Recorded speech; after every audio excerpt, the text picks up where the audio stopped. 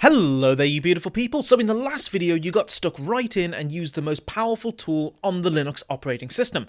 But as they say, with great power comes great responsibility. So in order to maximize your control over the Linux operating system, you need to get a solid understanding of what's going on when you type your commands. So over the next few videos, we're going to be doing a bit of a deep dive on what is actually going on when you run your commands, and also go into detail on how the commands are structured so that you can understand how to use them properly. Now, if you do already have some previous Linux experience but didn't feel as though you quite got it, or that something is missing in your understanding, it's very likely that you aren't 100% clear on the stuff that we're going to be covering in the next few videos. So this is super important stuff. Now, whether you do have some previous Linux experience or are a complete beginner to it, I really want you to pay your best attention to the topics that we'll be covering in the next few videos, because they are so critically important to your understanding of the Linux operating system. And if you do understand what we cover in the next few videos, everything you do in Linux will start to make a whole lot more sense. So be very, very excited that we're going to clear this stuff up. Now, in this video, you're going to learn the difference between commands, the terminal, and something called the shell. These are very important distinctions that will underpin basically every single thing that you do on the command line. And by the end of this video, you will have understood the difference between the terminal, the commands, and the shell, and you'll have a much richer and deeper understanding of what is actually going on behind the scenes when you use the terminal. So this is going to be a critically important lecture. Let's go ahead and get into it. So what is actually going on when we type a command? Well, to understand this, we need to know the difference between a command and something called the shell. The commands are just text, but when you press enter, the meaning of that text is interpreted by a computer program called the shell. Okay, so let's take a real world example. If we see the word here on the left, raspberries, on a physical level, that word is just the letters R-A-S-P-B-E-R-R-I-E-S. And just like any other word, if you can't read the language, it won't mean much to you, right? But if you took this word and you could, for example, read English, then what would happen is you would see that text and you would interpret it for meaning. And what might come out is this fruit, okay? You'd see that text and you would match it with this fruit, the raspberries.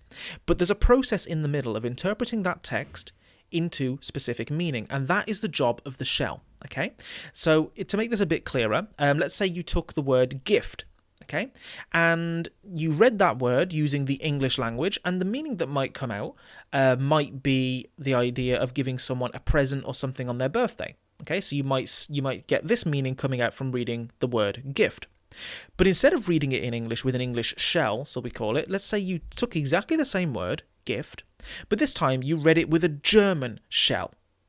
Now, instead of a present coming out, the meaning that might come out of that if you read it in German would be that of poison, which is ironically not the best gift. But you can see here that the text is exactly the same, but the meaning that comes out is different depending upon the shell that interpreted it. Okay? As another example, let's say we took the word smoking. Smoking, if you read that again with an English shell, the meaning that would come out would be the idea of using a cigarette. But if you took exactly the same word and in this time passed it through a French shell, okay, using the analogy here of human interpretation, what would come out would be a tuxedo, which is a fancy type of clothing. So you can see here the text can be exactly the same, but the shell that interprets that text can give it different meaning, and that is exactly the same on your computer. So what about the terminal then? We now understand the difference between a command and the shell. So what's the terminal for? Well, the terminal is nothing more than just a window into the shell.